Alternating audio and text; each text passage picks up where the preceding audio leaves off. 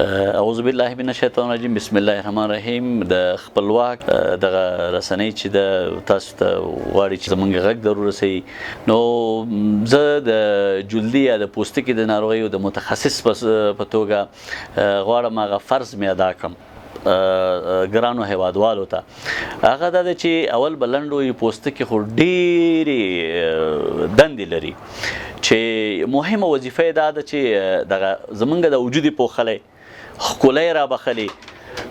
نو په دې خاطر باندې کوشش کوو چې دغه د پوستکي څه ستونزې چې دي زمونږ په وسه چې وو انشاءالله زه به یا هره اونۍ هر وخت چې هغه به وړاندې کوم اوس به کوشش وکړو چې دغه د ځوانکۍ ډېر عام دي ځوانانو کې یا ځوانکۍ یا اکني ولګارس چې دا ډېره مهمه ناروغي ده چې په ځوانانو کې وي په نجونو کې د 14 کلنۍ نه شروع کېږي په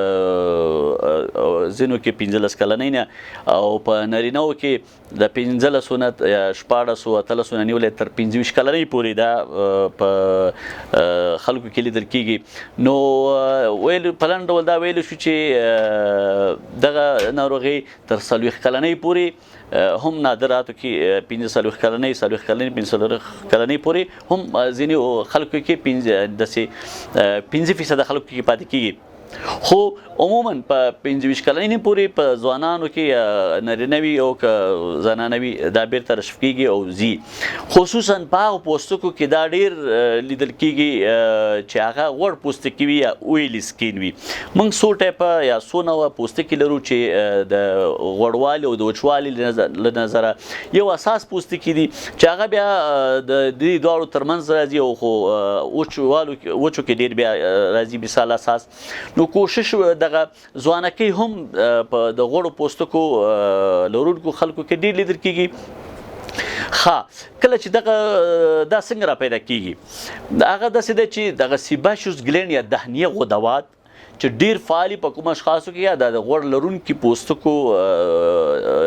چې څوک لري دوی کې نو دا بیا دوی که چېرته داسې وچه میوه لکه پسته بادام خستې زړي مثال ممپلي شولو یا چارمغز شولو یا کاجو شولو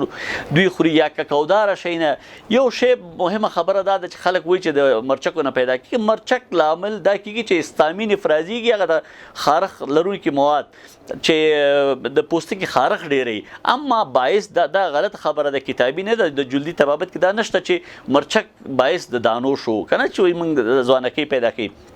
دانه ککوداره شي نه خواږه نه ګوري خواږه هم نشو ویلی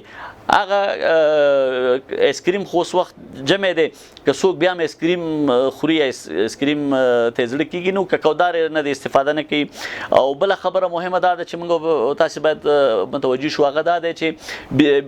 ککوداره بسکټ ونه خورو ککوداره چاکلیټ شو ایسکریم هم نه خو مې یادونه وکړله نو او بله مهمه خبره دا ده چې دوستانو چې موږ باید ونه شکو چې داغې پاتې کېږي او درملنه شته دا خبره دروغ ده چې د دې درملنه نشته او په مخ یعنی ډېره فیصدي چې را پیدا کېږي په مخ کې لیدل کېږي او په دې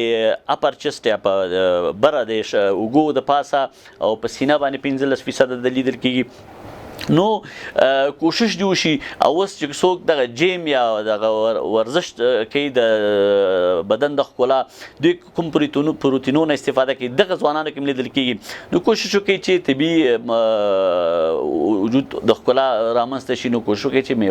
میوو نه استفاده وکړي یعنی سبزیجاتو نه استفاده وشي دغه پروتینونه مخنیوي وشي نو د دې د